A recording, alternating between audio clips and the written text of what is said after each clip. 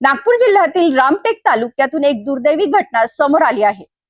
शेतात काम करत असताना विषारी सापाने दंश केल्याने 35 वर्षीय तरुणाचा मृत्यू झाला आहे। रामटेकच्या गोवळण नाल्याजवळ ही घटना घडली असून या घटनेमुळे किरणापूर परिसरात हळहळ व्यक्त होत आहे। नेमके काय घडले पाहूया। रामटेक येथील गोवळण नाल्याजवळ शेतात काम करत असताना विषारी सापाने दंश केल्याने 35 वर्षीय तरुणाचा दुर्दैवी मृत्यू झाला आहे। मंगेश इकराज वरकडे, वय 35 वर्षे, राहणार किरणापूर शिवनी असे मृत तरुणाचे नाव आहे।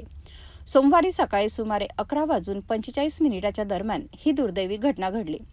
पोलिसांनी दिलेल्या माहितीनुसार मंगेश वरकडे हे रामटेक येथील त्यांच्या साळ्याच्या शेतात काम करीत होते। काम सुरू असतानाच अचानक विषारी सापाने त्यांच्या डाव्या पायाला दंश केला। सर्पदंशानंतर त्यांना तातडीने रामटेक येथील उपजिल्हा रुग्णालयात उपचारासाठी दाखल करण्यात आले। मात्र वैद्यकीय अधिकाऱ्यांनी तपासणी केल्यानंतर त्यांना मृत घोषित केले। त्यानंतर शवविच्छेदनाची प्रक्रिया पूर्ण करण्यात आली आणि मृतदेह नातेवाईकांच्या स्वाधीन करण्यात आला। मंगेश वरकडे यांच्यावर किरणापूर येथे अंत्यसंस्कार करण्यात आले। या घटनेमुळे किरणापूर परिसरात शोककळा पसरली असून हळहळ व्यक्त होत आहे।